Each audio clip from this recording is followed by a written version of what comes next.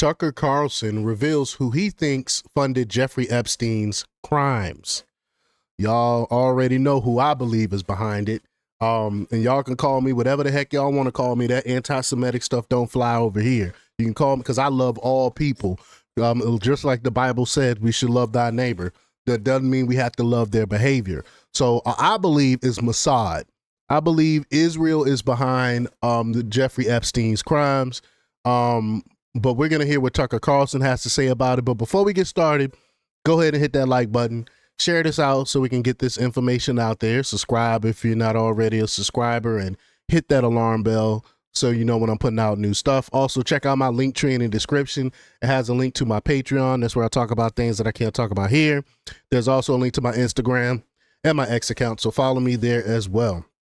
All right, so let's get into this news. Now, this comes from Zero Hedge, and they report just this Friday night, Tucker Carlson named who he believes really funded Jeffrey Epstein's crimes.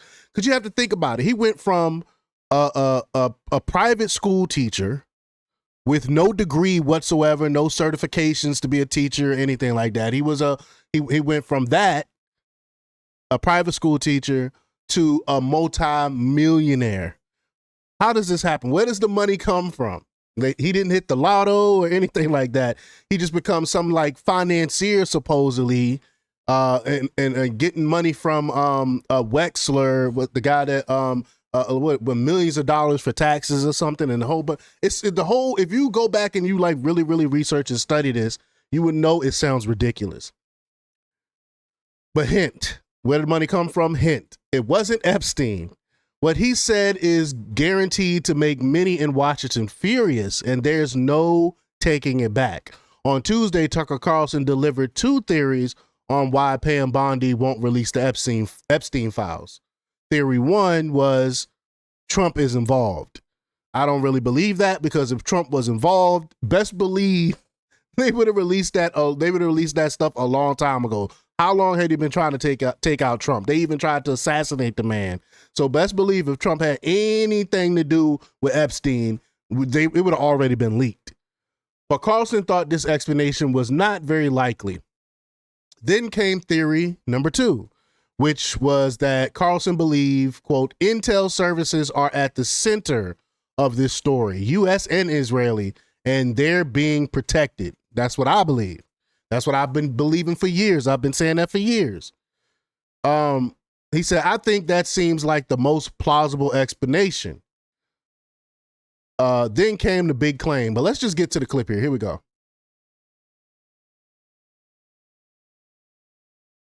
Let's get to the clip. What's going on here? Sorry, y'all. This thing is being a menace. Okay, here we go. And I think the truth, for whatever it's worth, in case you're interested, is that the DOJ didn't release lots of incriminating sex videos with Epstein and his billionaire pals because they don't have them. They don't have them because when the original search warrant was served, 2007, I think, possibly 2006, I think 7, it was basically designed to protect Epstein. The search warrant was written in such a way to make sure that the feds never got their hands on the actually incriminating evidence. It's another way of saying the cover-up has been going on since 2007, almost 20 years. Yeah. And so the real question is not, was Jeffrey Epstein a weirdo who was abusing girls? Yes, we can answer that. The real question is, why was he doing this, on whose behalf, and where did the money come from? And those are the questions that need to be answered. And I think it's entirely fair to ask them. And it's not adequate to say anyone who asked them is somehow desecrating the memory of little girls who died in Texas. I'm not going to put up with that answer. I don't care who gives that answer. That is not acceptable. Yeah. And I think the real answer is Jeffrey Epstein was working on behalf of intel services, probably not American. And we have every right to ask, on whose behalf was he working? How does a guy go from being a math teacher at the Dalton School in the late 70s with no college degree to having multiple airplanes, a private island, and the largest residential house in Manhattan? Where did all the money come from? Mm-hmm. And no one has ever gotten to the bottom of that because no one has ever tried. And moreover, it's extremely obvious to anyone who watches that this guy had direct connections to a foreign government. Now, no one's allowed to say that that foreign government is Israel because we have been somehow cowed into thinking that that's naughty. There is nothing wrong with saying that. There is nothing hateful about saying that. There's nothing anti-Semitic about saying. There's nothing even anti-Israel about saying that. Right. Facts, all facts. Criticizing an intel agency like Mossad is not anti-Semitic. It's ridiculous on the face of it. This is how they stop dissent. This is how they stop people questioning. This is how they stop people from researching. Is they saying, "Oh, it's anti-Semitic to even suggest that."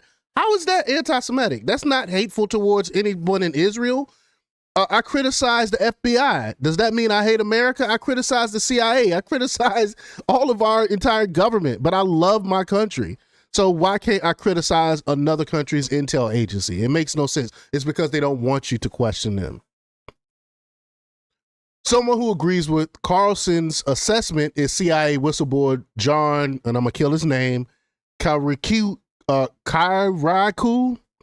On Wednesday, he told the story of the recruitment of a copy machine repairman who earned his CIA operational officer a big promotion. Do I have that clip? Yeah, we got the clip. So let's just get to the clip. I've heard this one already too, but it's a great way to explain how they get assets and what do they do and things like that. So let's pull that up. Here we go. Well, I was just starting on 24 seconds. It won't go to the beginning. I don't know. Let's just play it. Here we go.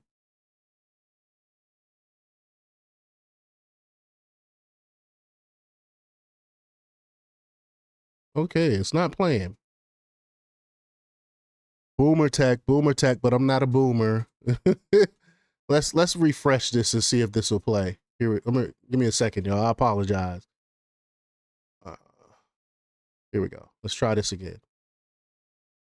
I had a trainer, one of my operational trainers, who told us when we were going through the process that the best recruitment he ever made was a copy machine repairman. And I laughed when he said it. And he said, no, I'm serious. Hear me out. They got access. He said, all of us want to recruit the prime minister. We're not going to recruit the prime minister. We're not even going to have access to the prime minister. But the prime minister's got a copy machine in his office. And every once in a while, that machine is going to need to be cleaned and serviced. So you recruit the copy machine repairman. And when he goes in there to make his repair or to clean the drums or whatever, he installs a little device that we give him so that every time somebody makes a copy, it transmits a copy back to the CIA. He said, I got a promotion, I got a medal, I got a photo op with the director. It made my career. Because every sheet of paper that went through that prime minister's office went straight to the CIA. One little chip was doing that.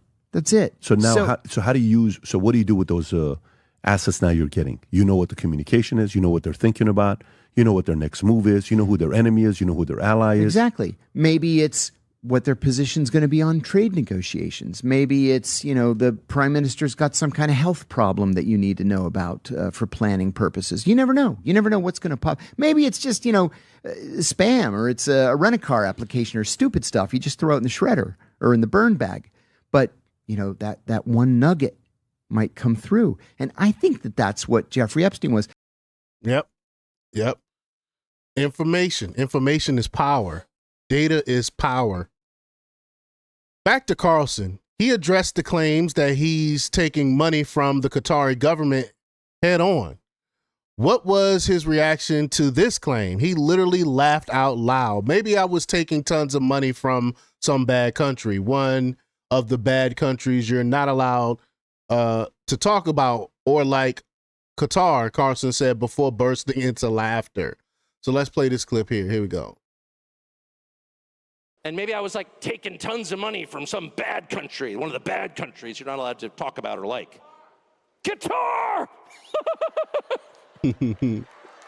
That's the most hilarious.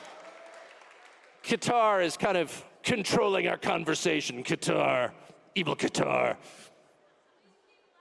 I am laughing. I've actually been to Qatar. It's awesome. Never taken a dollar from the Qataris or the Qataris or whatever they're called. It's a great country. But whatever. But even if I was like on the payroll of Qatar, which I guess I can't now. But anyway, even if I was, it still wouldn't make the question any less relevant. Why is this a good idea? Right. And their refusal to answer that question lets you know right away that you are not dealing with a person of good faith. You're dealing with a propagandist who is trying to control you. When you can't ask questions, you're dealing with propaganda.